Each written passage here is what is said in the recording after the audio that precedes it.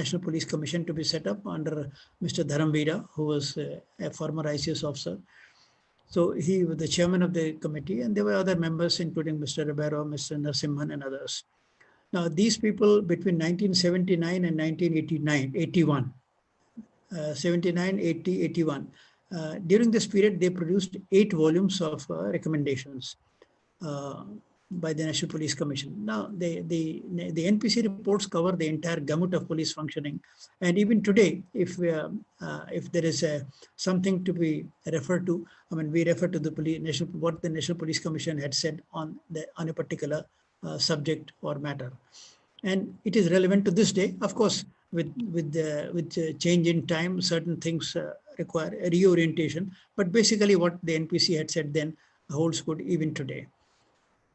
Now, by the time the NPC report came, the Janata government was voted out of power. Mrs. Gandhi was back in the saddle, and the central government then took a dim view of the NPC recommendations. They sent copies of the report to all the state governments, but they said that the central government does not agree with several paragraphs of the NPC recommendations, paragraph this, and they noted a whole lot of paragraphs.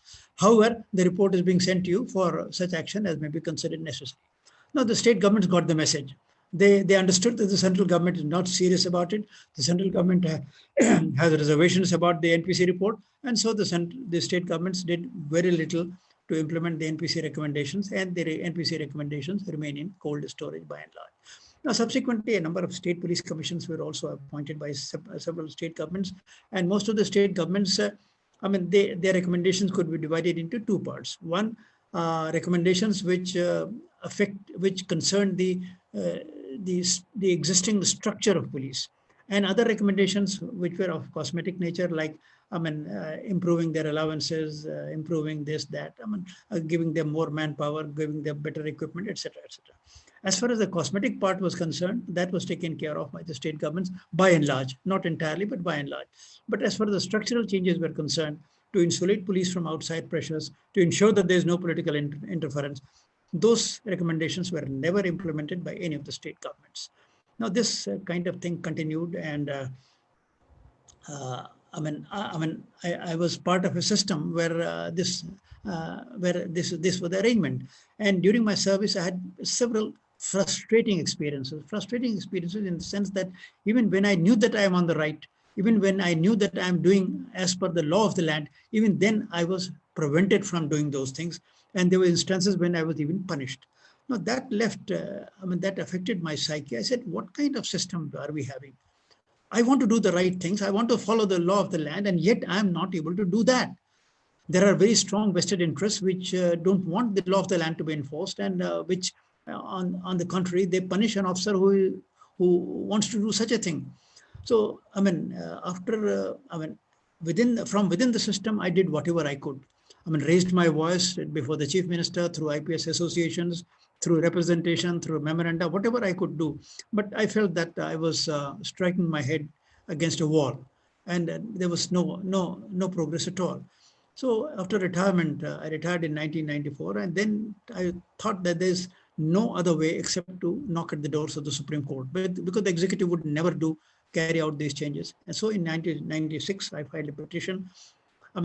Initially there was a lot of enthusiasm among the police officers, but as the petition dragged on and on, they lost hope. They said, Prakash Singh, kuch nahi hone wala hai, bekar mein tum koshish kar rahe ho, etc., etc. But having started an exercise, I continued, I persevered with it. And then, fortunately, by God's grace, in 2006 came the judgment.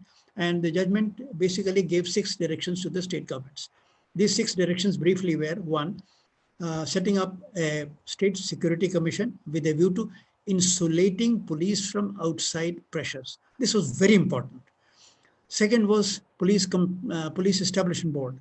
This was a board comprising the DGP and some other senior officers of the department, which was given full autonomy in matters of postings and transfers up to the rank of Deputy Superintendent of Police. And as for officers above that rank, it was said that their recommendations would be considered by the government and given due weightage. The third was a police complaints authority. You see, when you are giving more functional autonomy to the police, it is also necessary that you enhance their accountability. So we said that there should be a complaints authority at the state level, a complaints authority at the district level. At the state level, it will deal with complaints against officers of the rank of SP and above, and against at the district level up to the rank of deputy superintendent of police. So that was to enhance the accountability of the police officers. So these were the three institutions which were recommended to be set up by the Supreme Court. Then there were other changes. Fourth was, you can say, procedure for the appointment of DGP. This was just to ensure that only the competent officers get posted as DGP, and not that somebody, just because he's a favorite of the chief minister, therefore he becomes DGP. That was fourth. And then the fifth was security of tenure to all the officers in the field, from DGP downwards to the station house officer. Director General Police in charge of state, IG in charge zone, DIG in charge range, SP in charge district, and SHO in charge Thana. All of them will have a minimum tenure of 2 years. So this was the fifth direction. And the sixth direction was about separation of crime work from law and order work in metropolitan towns, because it was felt that because the two were clubbed together and the same staff was attending to crime and also law and order, the investigations were suffering. So it was thought that there should be a dedicated staff to do investigations, and this staff would not get sucked into the day-to-day law and order problems. So this was the sixth direction, and the seventh direction was for the central government, that they will institute set up a national police commission at the all India level to look into affairs of the central armed police organization. These were the directions. These were given in 2006. Now, subsequently, the Supreme Court started monitoring the implementation of its directions. And when they were not happy in 2008, they set up a committee under the chairmanship of Justice Thomas. The committee functioned for 2 years, from 2008 to 2010, and ultimately they came to the conclusion, and I'm quoting from their report by memory, of course, that we are dismayed by the total indifference of the states to the subject of police reforms, and none of the states have in letter and spirit complied with the directions of the court. That was their finding. Now, in spite of that finding, unfortunately, I filed from time to time 4 different contempt petitions against what I thought were the more defiant and the non-compliant states, but somehow Supreme Court never took these contempt notices seriously, and no state government was, so to say, hauled over the coals for not complying with the directions of the Supreme Court. Now, the present status is, as on date, see, there are 17 states which have enacted laws, different laws for respective states. And these are purportedly in compliance with the Supreme Court directions. But if you analyze the contents of these acts, you find that they have been very cleverly drafted. See, what these states did. See, if you go to the judgment, there is a paragraph which says that these directions of the Supreme Court will hold good till such time as the center and the states formulate their own laws on the subject. Now, these clever states picked up this sentence. They said that if we enact a law, then the Supreme Court directions will cease to apply to us. So they hurriedly enacted laws, and would you be surprised? Bihar was the first state to enact the law. A state which is usually the last in under several parameters. They were the first to enact a law, and it was completely non-compliant, and it was meant to legitimize the status quo. So these acts were passed not in implementation of the Supreme Court directions, but if you analyze them critically, you'll find that they were passed to circumvent the implementation of Supreme Court directions. That needs to be understood.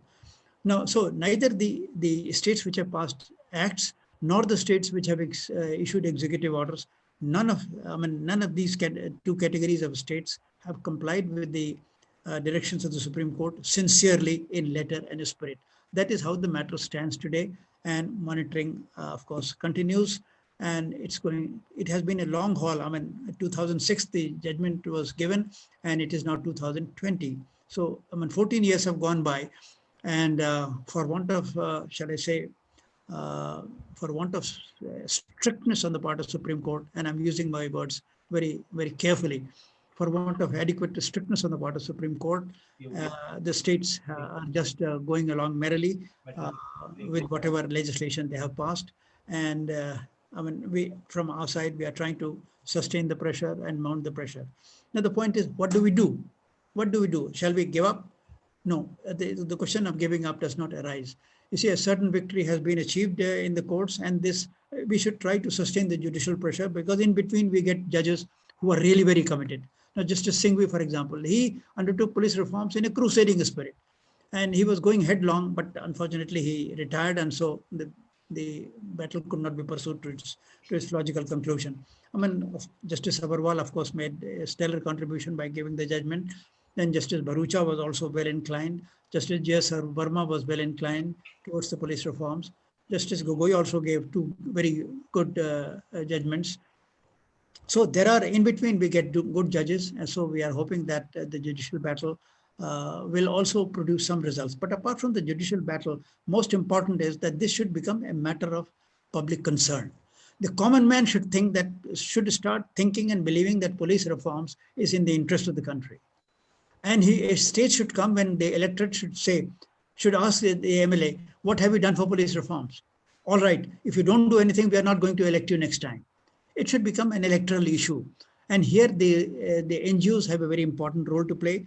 The think tanks have a very important role to play. The media has a very important role to play. And all those who wish to contribute to police reforms have a role to play, in the sense that they should spread the message of police reforms in the public domain, develop and arouse the consciousness of the people, and make them aware that this is something which is very, very important for not only the security of the common man, but when if you look at the larger perspective, I would say for the survival of democracy.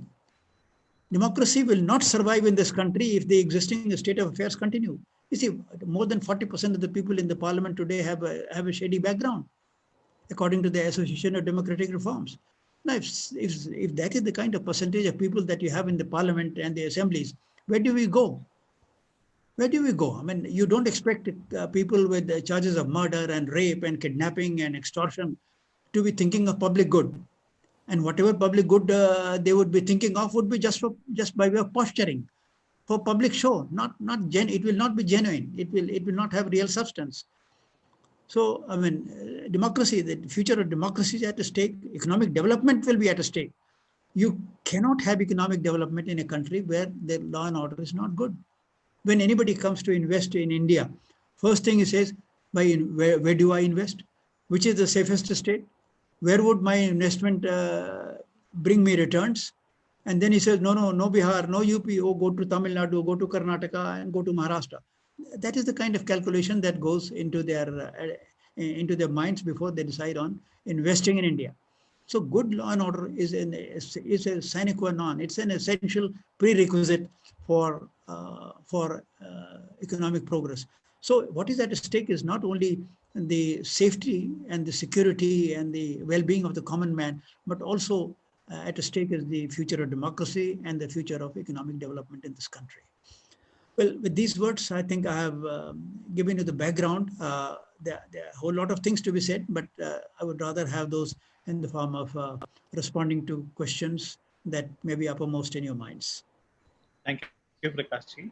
So I was actually going to ask the whole subject of state laws to Professor Safraji. I mean, if you look at some of the state laws that states have passed, Telangana, erstwhile Andhra Pradesh, has been known for its preventive detention, right? Like they used to detain people, especially that has something come up during the emergency, and the conspiracy cases that emerged during the emergency and post on. There is this, I actually came across this, there is the longest statute, as in the longest name of a law in the world, probably is to this law in Telangana, which included cybercrime, gaming-related crimes, dacoitry, everything into one act. I mean, the act itself, the act itself is so long. They've combined every basic offense, and they've enabled preventive detention for everything, including jaywalking. Like if you're doing traffic offenses, that required preventive detention somehow according to this law. The amount of powers that the police... I'll share.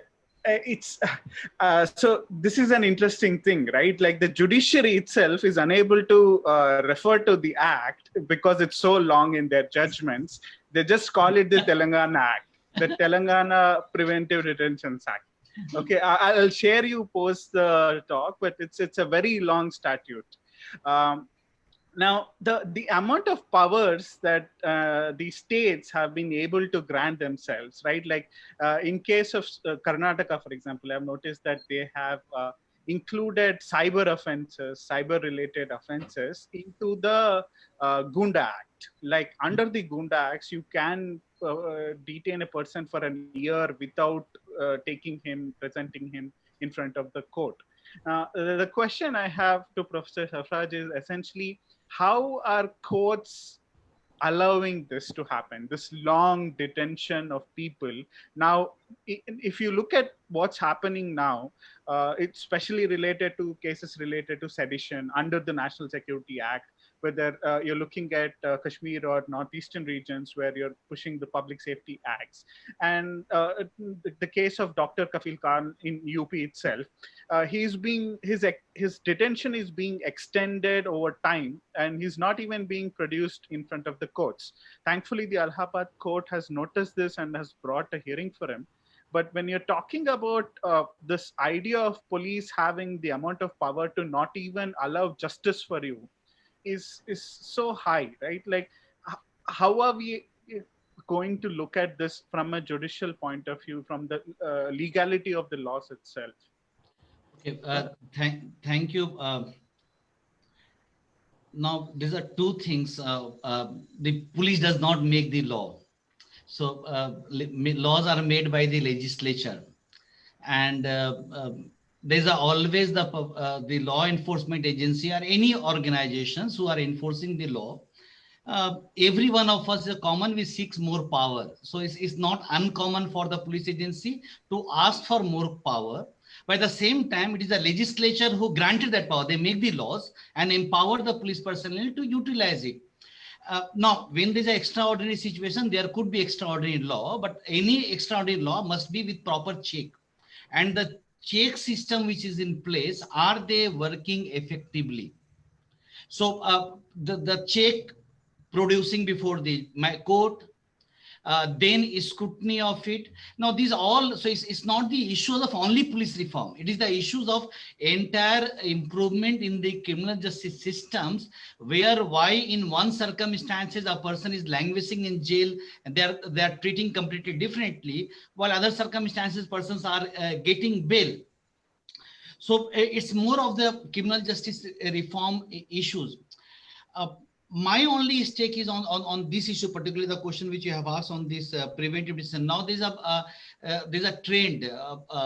Makoka, Gujarat tried to pass the act, Goka. So in that way, many states in the countries, they wanted, whether in the name of organized crime, whether in the name of preventions, they wanted to have a special laws, and that special laws, 2-3 things which they want, more they want. One, the period of custody. 2, the extension in the period of submission of the charge sheet. So these powers, so keeping the accused in the custody periods and keeping them in detention, these powers they want, and then including some kinds of presumption clause.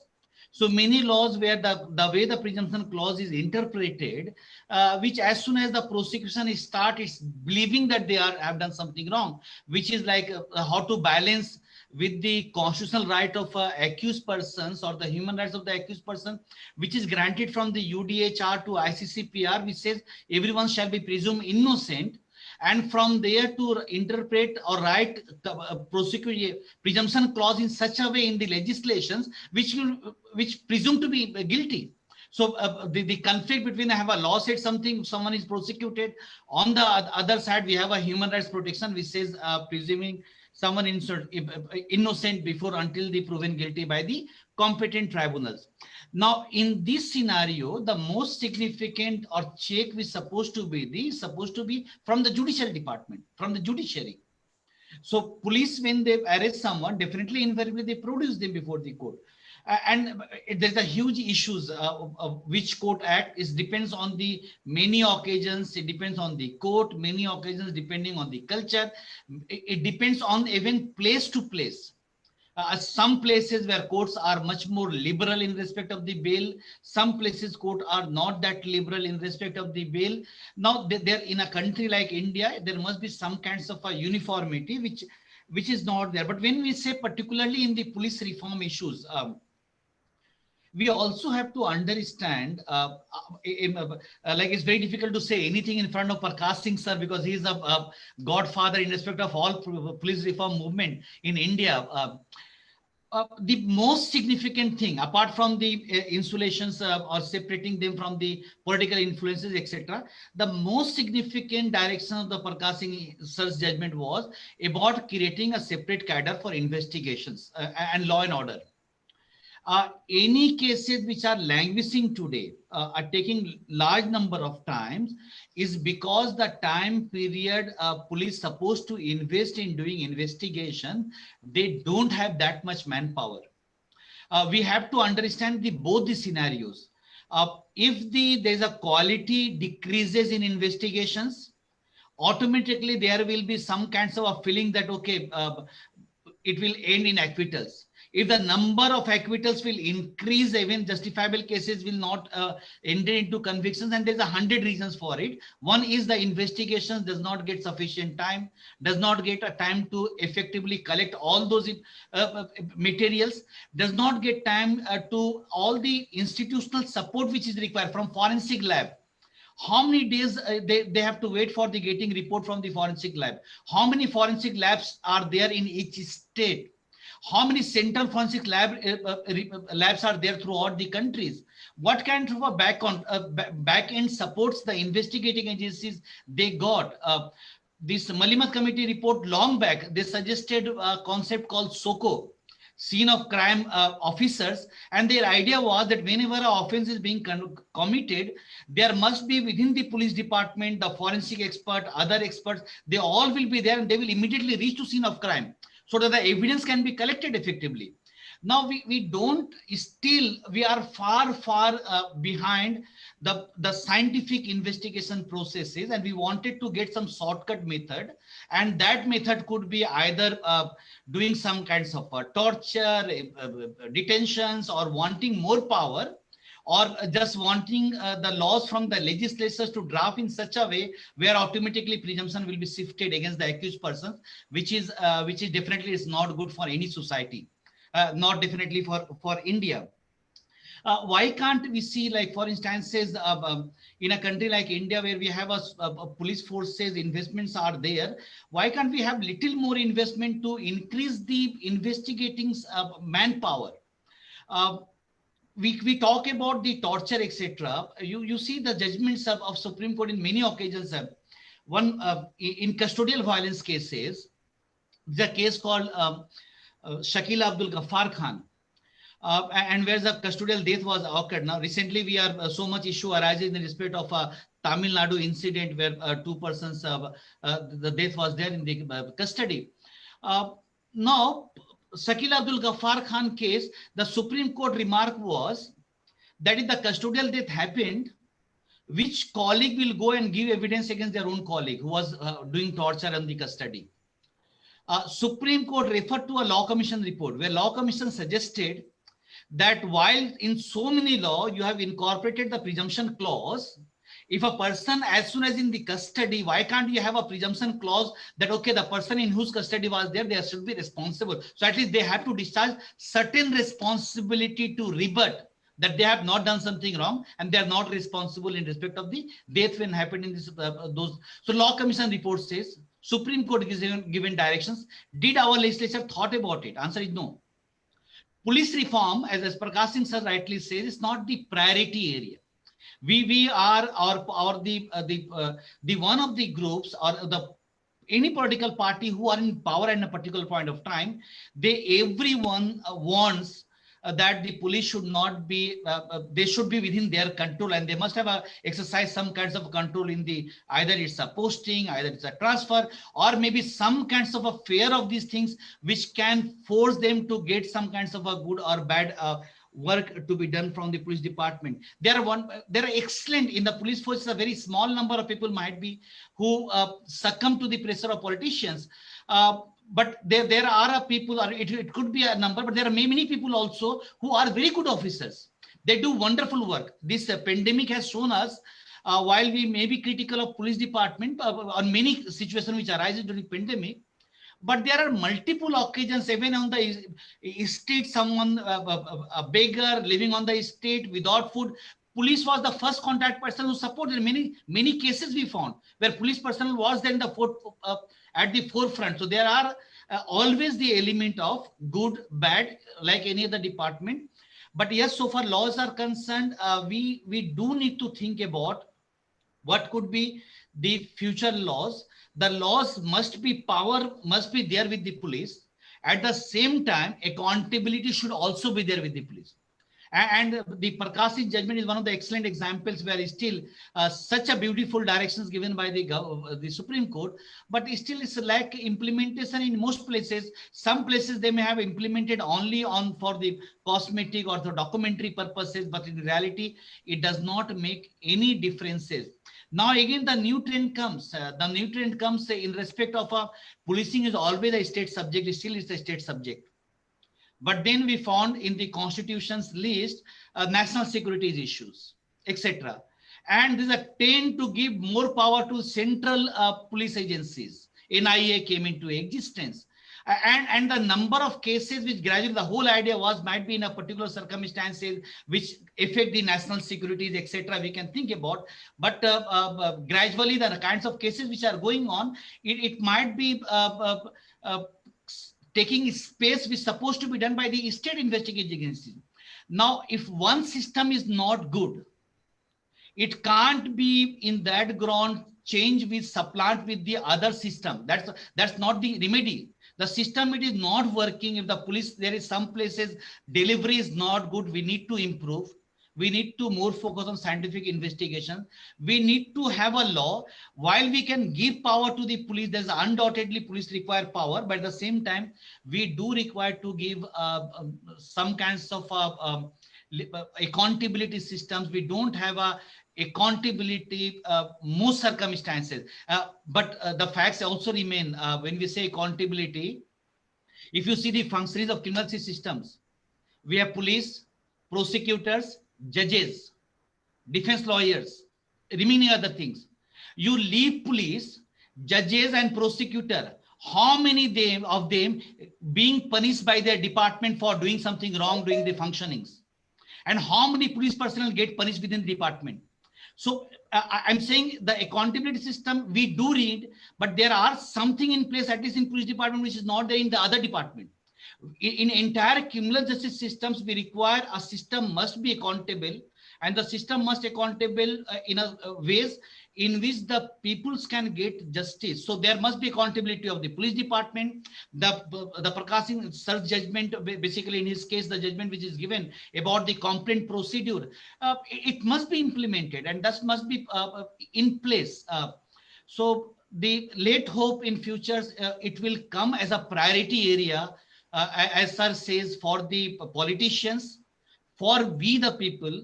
Unless it is policing is a priority areas, the things will not improve. But some departments are doing excellent work, right? Recently, if you have seen, from last 1 month, we were jointly working with Telangana Police Women's Safety Wing, and for 1 month we are doing campaign for cyber safety, and the campaign has reached to 50 lakhs people.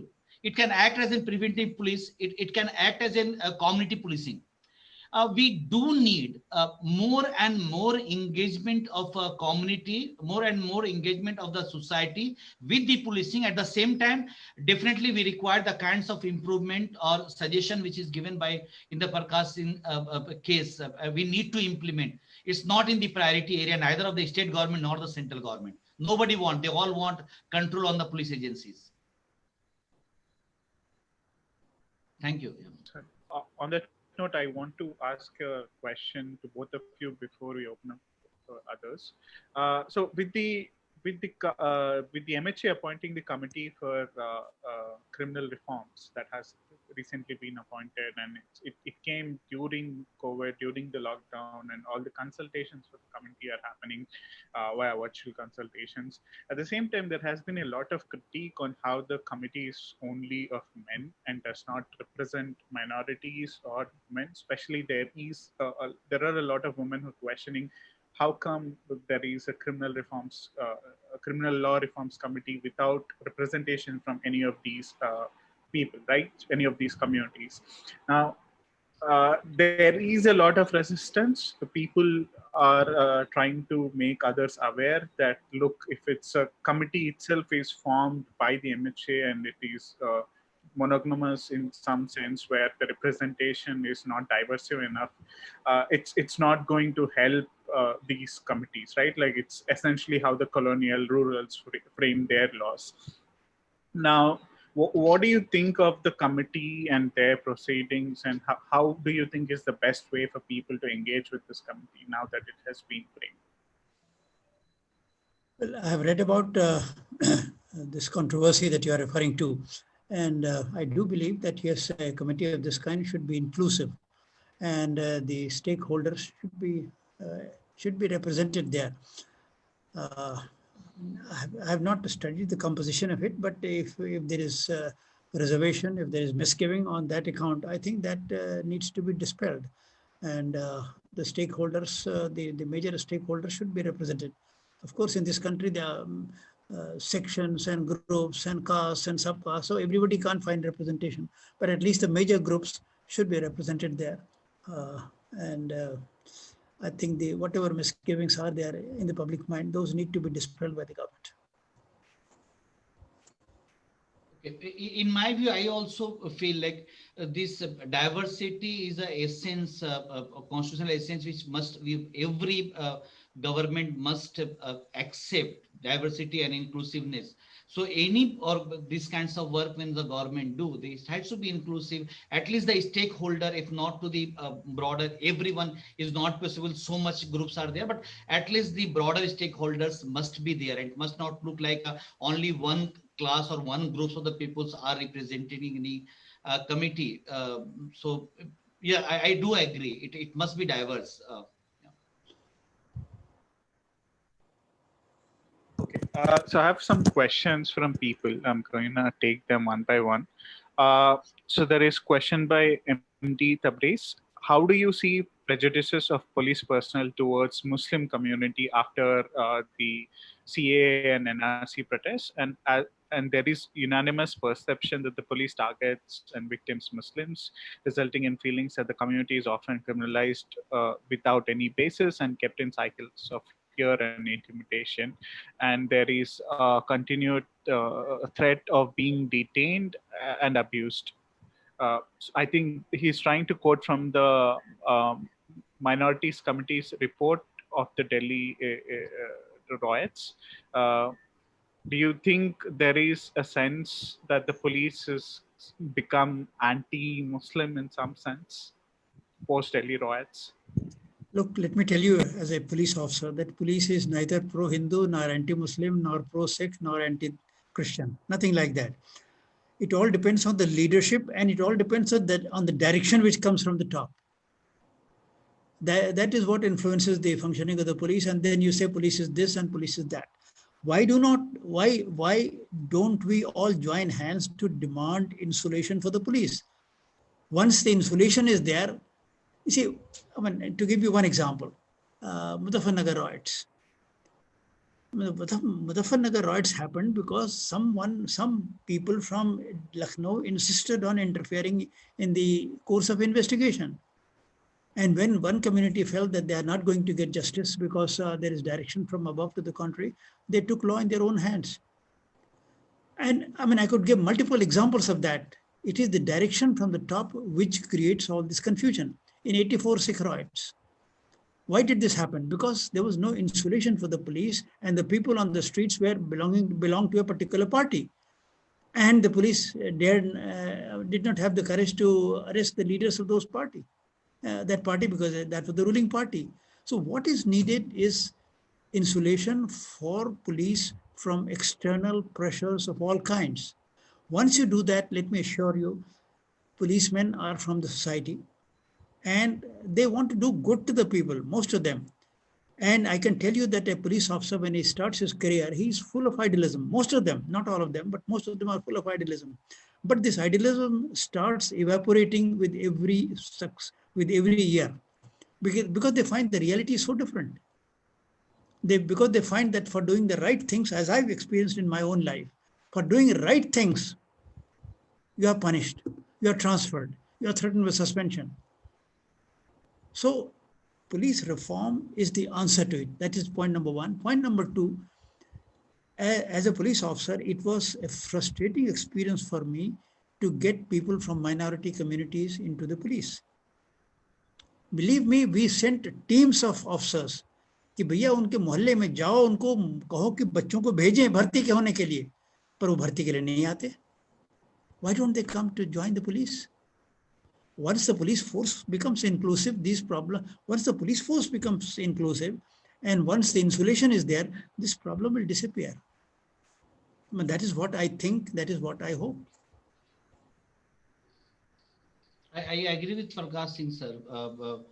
Now, there are many instances earlier, some study has also shown where, for instances, in a situation of a hostile attitude or post-communal rights, etc., there's a FIR, number of FIR which is registered. So there are some earlier studies also where the number of a victim is from community X and the number of FIR against community X people is more. So like even from the victim, more is from the community X. When the FIR is registered against the people on the community X, they use much more stringent provisions than the community wide. Now, these all issues can be solved. One, if there's a insulation, because definitely it's there is a under whom control they are, who are the power. This police need to be make independent. The case of the judgment need to be implemented, and then yes, it must be inclusive. So more and more diverse if the police force are, it will always help in bringing down or rectifying. That's the only remedy which we can think of future policing. I'm going to come back to this. I'm going to the next question. Often it is observed that the police take sides depending on the government of the day whom they're serving or the community in question which they're dealing with. The police need to be patient, fair, and considerate. People are scared to approach the police because of their rude and harsh way of dealing with people. Why can they not be fair to a victim or sometimes even to the offender who may have committed a crime, keeping his or community aside? Why have preconceived ideas about anyone without going into the depth of the case in the questions? So I think a lot of the questions are about accountability of police actions. I do understand when we are talking about some of the police acting at the behest of the orders from the above by the political leaders. Now, the question at large is, when you're talking about reforms, there is an increasing sense with the ongoing issues at Bhima Koregaon, the Delhi riots, or with the investigation, right? When you're using these instances to target human rights defenders, right? If you look at the Delhi Minorities Committee report versus the Delhi police action and the ongoing case in the Delhi High Court, it's increased. People are becoming increasingly, how do I put it? Increasingly conscious that police may not be trusted, but you cannot trust police. Now, is this issue at a systemic level with the police, or is this something a lot to do with the day-to-day politics? It's a systemic problem, and you need to appreciate that and understand. It's a systemic problem, and you see the working of the police. It's a style of functioning, and what bias or it will show or not show. It all depends upon the party in power. It all depends on the party in power, because they are controlling all your actions. They're controlling all your actions. They can transfer you. They can suspend you. They can. I mean, they can make your life miserable. You see, actually, I would say, I mean, I have seen police over long periods of time. There was a time when the politician did not like a policeman. He would say, भैया ठीक है, अफसर तो अच्छे हैं, पर हमारा काम नहीं करते, इनको उधर भेज दो. चलो ठीक है, उधर भेज दिया गया. Doesn't matter. But the officer still survived. Then came a stage when he said, no, he should be punished.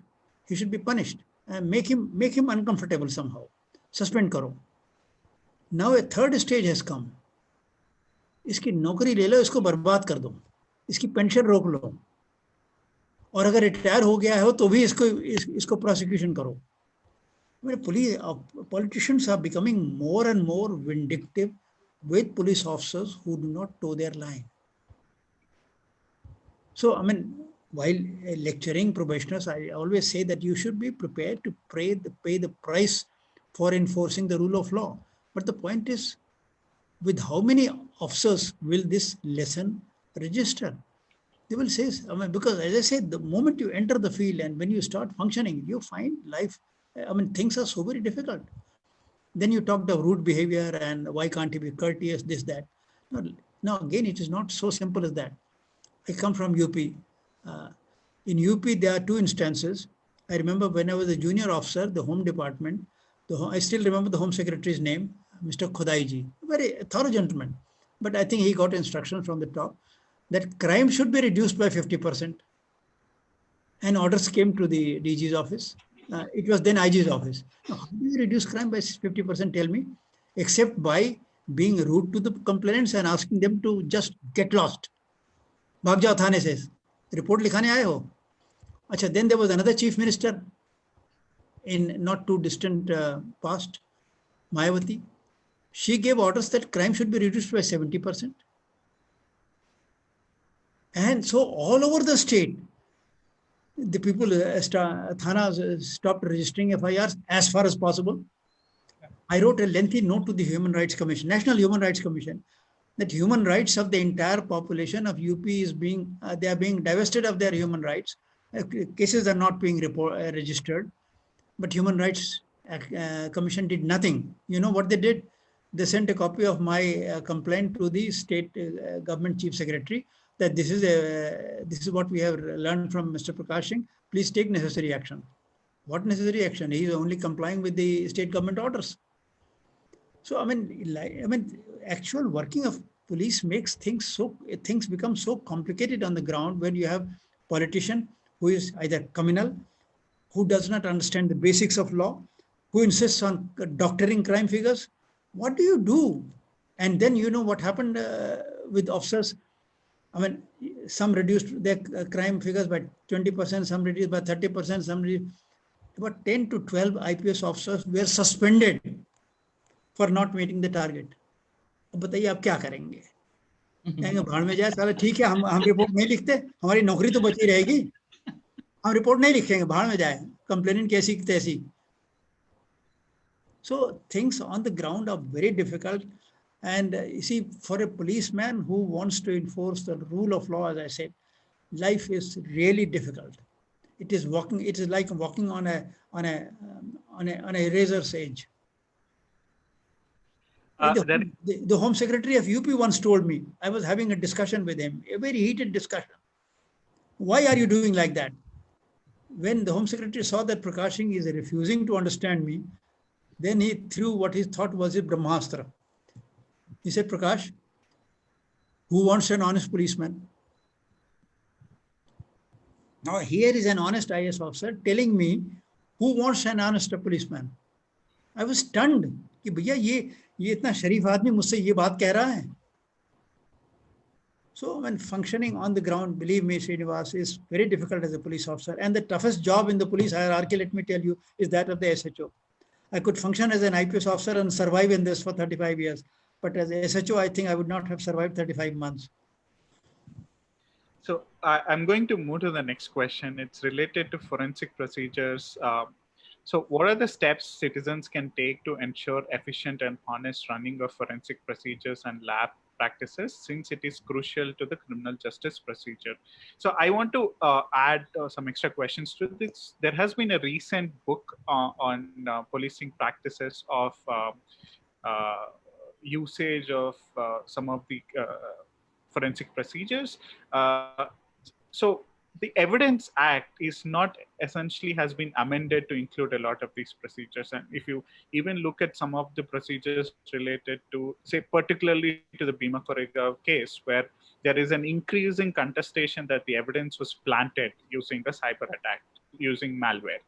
Now, there hasn't been no 65 been panchnamas which were made, which were given to the people who were arrested. The Evidence Act is very clear when it comes to the handling of evidence, but very rarely we do see that this is done the same way on field.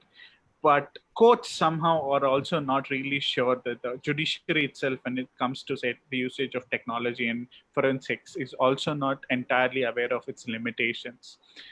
So there is a clear mismatch between what happens on the ground versus how the evidence is treated in the courts. Where do you see the gaps primarily, and how do we fix them? See, first you talked about the forensics. See, here you have nothing to do.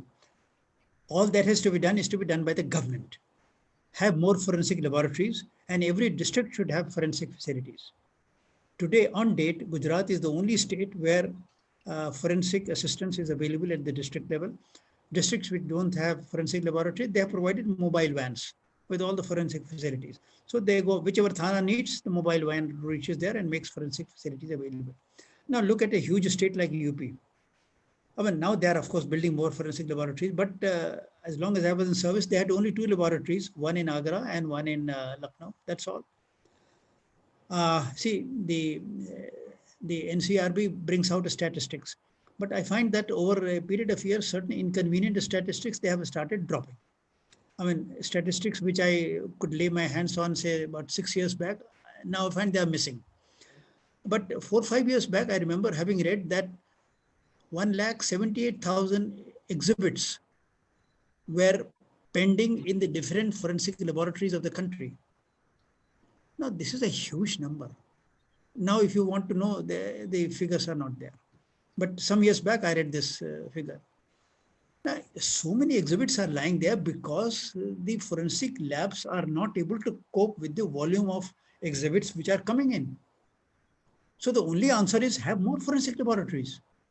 You see, police needs more manpower, it needs better housing, it needs more better communication network, it needs more transport, it needs more scientific aids to investigation, it needs more forensic laboratories. If you don't agree on what the Supreme Court have said, at least you should have no problem in giving employment to more men. I mean, on date, I think the figures on paper are about 180 per lakh of population. On paper, I say on paper because that shows the sanction strength. If you talk of boots on the ground, it will come to about 140 or so. It should be actually 222. So this huge deficit in manpower, 500,000 men, is manpower shortage. Why can't you provide employment to 500,000 men? 5 lakh आदमी भर्ती हो जाएंगे, नौकरी मिल जाएगी, इधर उधर मारे नहीं फिरेंगे. So all there are what I call low-hanging fruits. Increase manpower, give them the transport they need, give them the communication network they need, give them better housing facilities. Even in a place like Delhi, Times of India published an article that Delhi policemen are living in slum-like conditions. Why should they be living in slum-like conditions? So transport, communications, housing, forensic laboratories, ये सब तो आप दे सकते हैं. These are low-hanging fruits. Police reform यहीं से शुरू करिए, अगर आप स्टेट सिक्योरिटी कमीशन बाद में दीजिएगा. सो इधर भी नहीं होता है, न तो ये चीजें दी जाती हैं, न वो दी जाती हैं, और क्या आप, and as you say, they will pass a very stringent law. Now the stringent law, police doesn't pass. This is maybe some policemen suggested, but it is the legislators who pass, and it is they who are to be held responsible for passage of such laws. So there are huge problems as far as forensics are concerned. About the Evidence Act, you see, I think the committee which has been set up, which is going into I mean, the entire matter of reforming the criminal laws of the country, and I'm sure they will take care of the peculiar problems that you have mentioned just now, and whatever loopholes are there in the Evidence Act. I sincerely hope that the committee looks into those and plugs those gaps. Thank you. Just quick remark on when we see the Evidence Act, it's not per se Evidence Act has any kinds of deficiency in respect of admissibility of any forensic evidences. It's all possible. But as Prakash Singh sir rightly says, like we did a research work earlier in around 10 years ago, and we selected 100 cases of rape and murder in Calcutta. And we find out how many forensic evidence could have been used and how many they have used. So when our finding was that not even 20% of the 25% of the probable forensic evidences were used by the police originally. So there's a possibility of using some other forensic evidence they have not used. Even when they have used, sometime like when they send viscera for examinations, lab for 2 years is pending. Now when the report is pending, your charge sheet is incomplete. You submitted maybe for the keeping the accused in custody interim charge sheet, but again you have to submit a final charge sheet once the report is there. So these are all inbuilt challenges which all there in the practice. Basically the investigating agency, the kinds of support they require, they don't have. And we do need, when we say police reform, we do need more and more manpower definitely and it should be inclusive definitely. I think I'll take one last question. This is in regards to FIR filings. As my knowledge of police at constable and sub-inspector levels, there is a lack of understanding of the law. Some are still unable to find the difference between cognizance and non-cognizable offenses. And there is an issue in how the SHO is unable to file FIRs most of the times. He's also asking, do you think it is fair to recruit police constables with the eligibility of graduation levels, or do you think there should be more training for them? I just want to add to this again. I think one interesting thing that has happened is with the implementation of CCTNS, FIRs went online, and also because of one of the Supreme Court orders which says all the FIRs should be uploaded on the website under 24 hours because of the concerns of custodial deaths. Also, there was a push for CCTVs in police stations. Now, the issue still remains when you see the FIRs that are uploaded, they're very sanitized, not the exact complaint that the police receive, but they're trying to do their best. But when the laws and the sections under which the FIR is registered, often they're wrong, or somehow they use it as a threat to use a stringent law to be put in the FIR. Now, there is no standardization of FIRs because of the lack of training of these constables and the SHOs. So where do you think the problem lies also when someone is unable to get FIRs registered, right? Like we have seen in the recent Caravan incident where the Caravan journalists who were harassed in Delhi were unable to get their FIRs registered, and that's in Delhi. So there are still challenges in terms of FIRs. I would like some insights there. Registration of FIRs can be a problem. I am prepared to acknowledge that. Why is it a problem? That needs to be understood.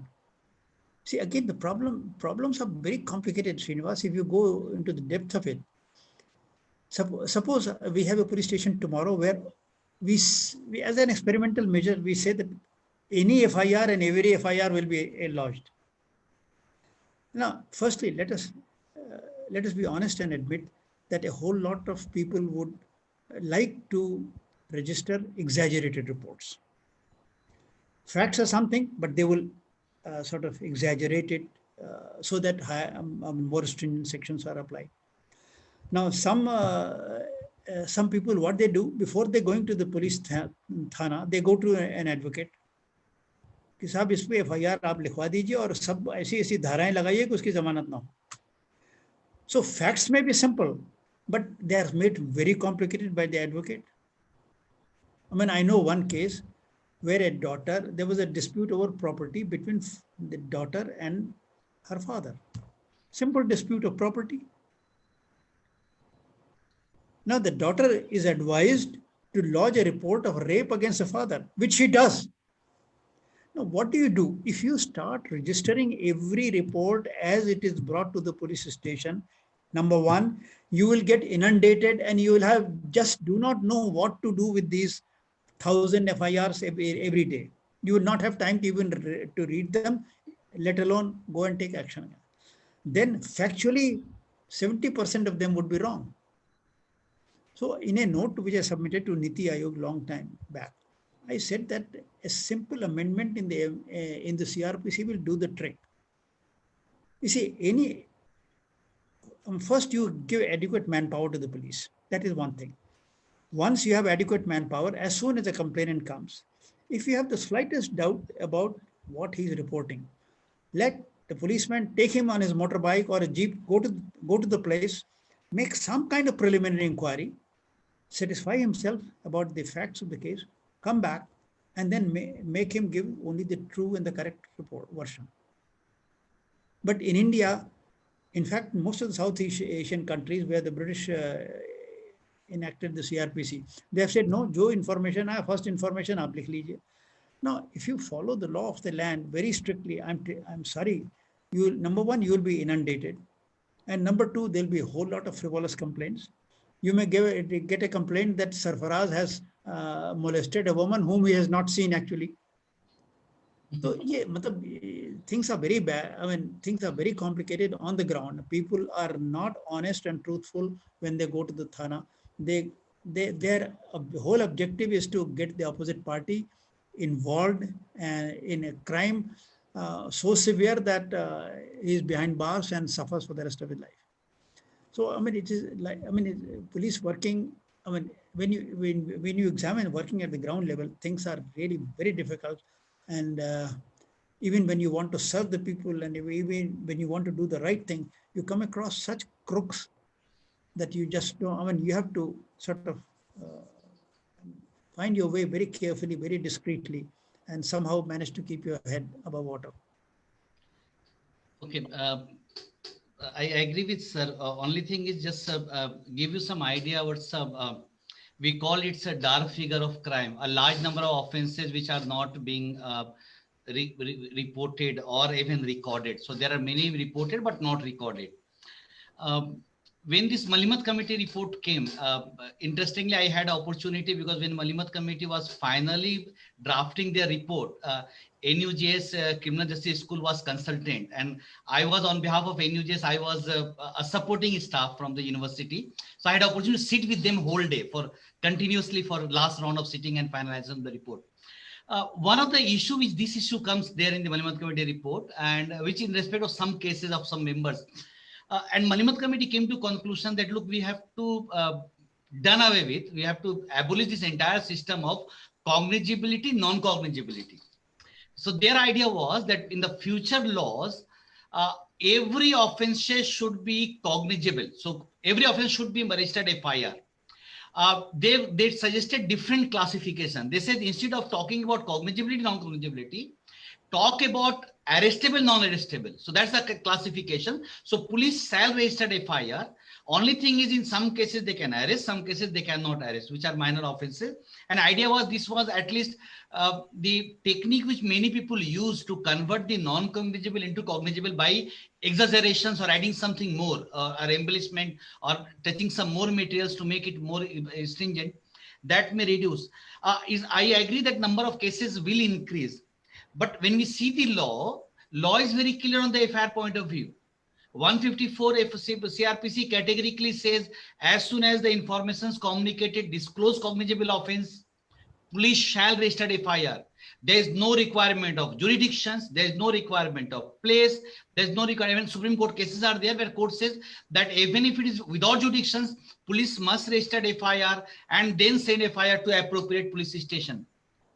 But it is the culture. The culture is that again, there's always in their mindset that if the number of FIR will increase, then it's a bad reputation for the police stations.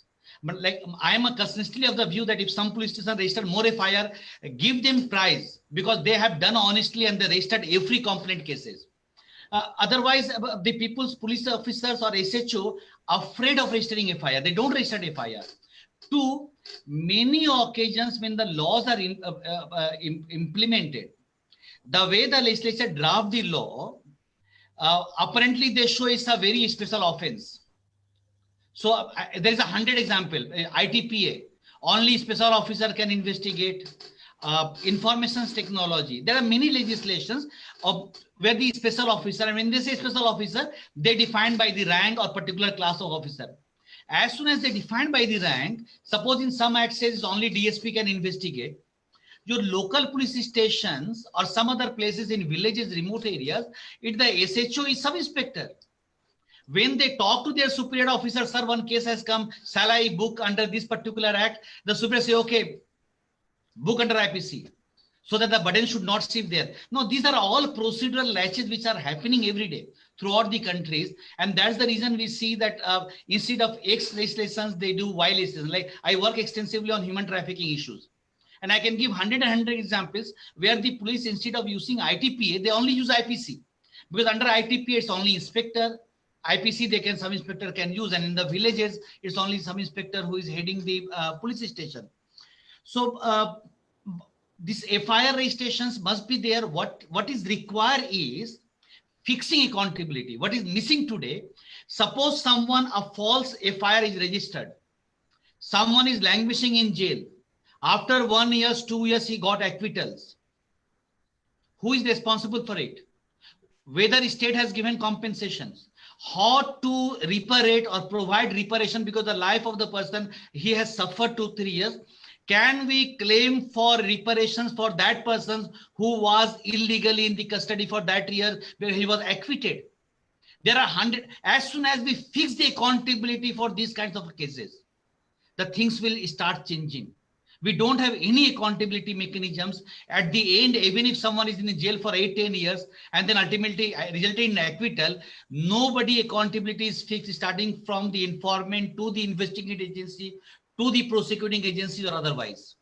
So we need to fix accountability and the victim right, like in those circumstances when they enter into acquittals, the persons who acquitted, if unjustified prosecutions are there, they are victim. And accordingly, victim right has to ensure. Now this will change the system. I just wanted to make one small point at this point of time. 2015 amendment on SC/ST Atrocities Act. One of the classic example of how the legislature can identify very graded duties of the investigating agencies, at the same time laying down accountability. Now I'm not saying it's the ideal positions. That if the police do not do 164 or do not take the victims to the 164, this is the punishment. If police do not do these particular ways, these kinds of accountability. I don't want a future system should be there where we can distrust this much. But at least some accountability system should be there where whether any function is, whether it's a prosecuting, whether it's a prosecutor, whether it's even the informant, it is a wrong information. There's a provision in IPC, but how many times it uses, how effectively it uses. And then the state failure where the person was in jail for longer time and ended into acquittal, definitely there must be some compensation to the persons who was in jail. I was actually going to ask you to end with a question on prisons. Frankly, with COVID and the number of people who are lying in prisons, and because of the long pending cases in courts, I think it's unfair that you are arresting a lot of people without trial, and the failure of a criminal justice reform is essentially there, right? Like we're taking in more people into prisons. We're unable to either convict or acquit them. I would want you to comment on this issue as a closing comments, and we will end it. Okay, if you want my views on it, now Law Commission in one of its reports says that 40% arrest is unwarranted. We have seen the amendment in the CRPC where they have laid down some procedural element in respect of the offenses where the punishment is lesser. So where the punishment is 3 years or less than 7 years, etc. They have laid down the procedure for a different procedure which was not there earlier. So these are the safeguards. Also, there's a procedure has put in place where if someone is in custody as an under trial prisoner for a particular period of time, at least more than half of the periods, he must be of the punishment which can be given, he should be released on bail. So those are there. But why we want to keep the persons into custody? What's the purpose it serves? Now we have to always look into from two conflicting requirements. One side, there's a human rights protection which says until someone proven guilty, he shall be presumed to be innocent, and it's recognized by Universal Declaration of Human Rights, it's recognized by the ICCPR. There are many cases where the court reiterated the same principles. At the same time, there's a larger society interest as well as the investigating agencies need for the accused person who is arrested, because under the law, they need to do for medical examination, they might need them for the purpose of some identification purpose. So there is some genuine requirement that the accused person can be kept in custody. And the court has interpreted that in many occasions, larger society interest, when there's a convincing evidence against the accused persons. So unless there is really a convincing evidence is there, unless there's a requirement of the persons to keep in custody, we have to remember that he is still not found guilty. He or she is not found guilty. And so questions should not arise for keeping them behind the bar. What the purpose is served? You cannot keep them just for getting some satisfaction that I put someone in jail for 2-3 years and ultimately we don't know what will happen in the end. Because our system failed and everyone get acquittal or 90% get acquittals, okay, at least we are getting some satisfaction by keeping them in custody at the time of trial. No, this is unfair. It's not appropriate. Without any necessity, a person should not be there in the custody. If there's an apprehension, the person may run away. He may jump, he may go to another country, he may involve in more crime. It is the nature of the crime is so heinous that it might result into doing another similar kinds of offenses, and then there is a convincing evidences available against them.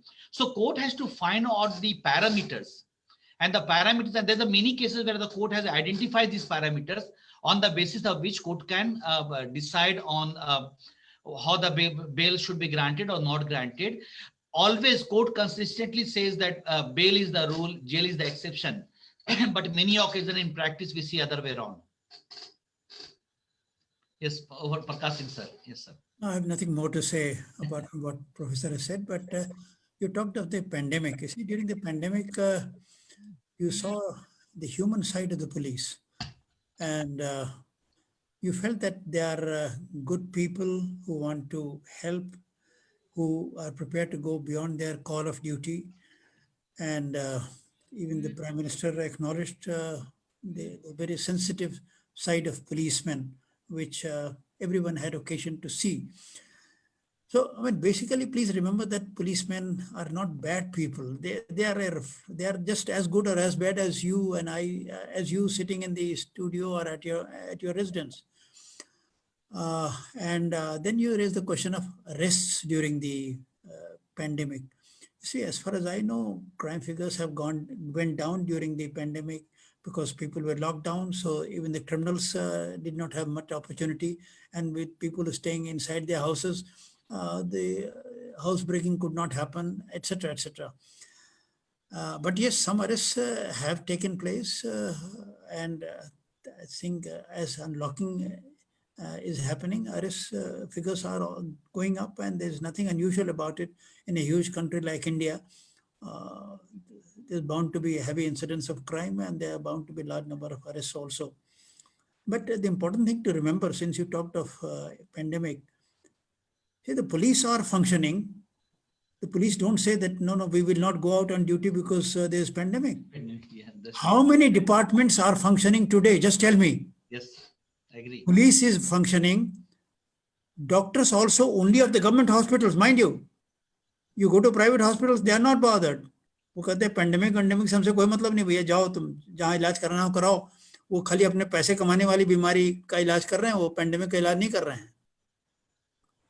So police department is working 24 hours as before.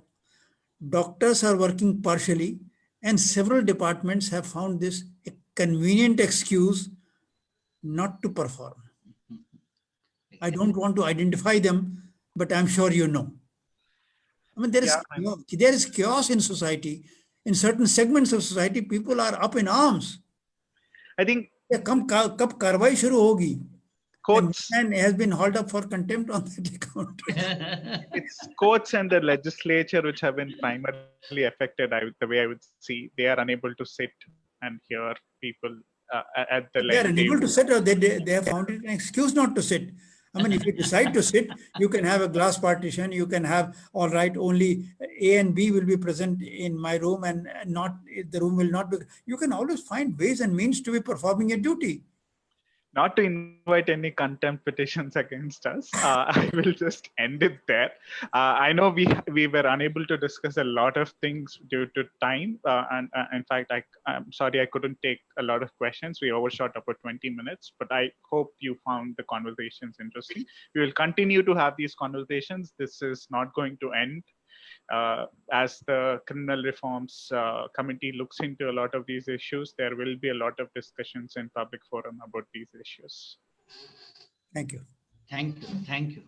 Let me thank to both three of you, in fact, two panelists and the moderator today on behalf of Democracy Dialogue, because anyone who would try to know about police reforms in India and go to many articles, magazines, or Google itself, you would first name you would find in talks by it was Shri Prakash Singh sir, and I'm really grateful to Professor Sarfaraz Ahmad Khan, who is now, he was referring his association with from Calcutta, but now he's based in Hyderabad, director of Symbiosis Law School, who gave me clue and link about Professor Prakash Singh, because I knew sir about you through television and writings, but not that where you are located, how can I contact you?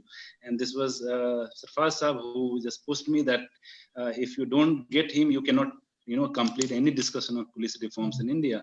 So I'm in both contexts, I'm very grateful to both of you that, and as it is for a common citizenry that you feel slightly scared when you call somebody who is tallest figure like Prakash sir, that how to address him. But he was very nice, and he called me back that I could not respond to you. So that is the humbleness we find among senior police officers in the country. And these are the inspirations which we are going to take away from this discussion, that debate and discussion also comes from policemen, not from civil citizen itself. And so on that note, I thank you, sir, to both of you, Prakash sir and Sarfaraz Sahab.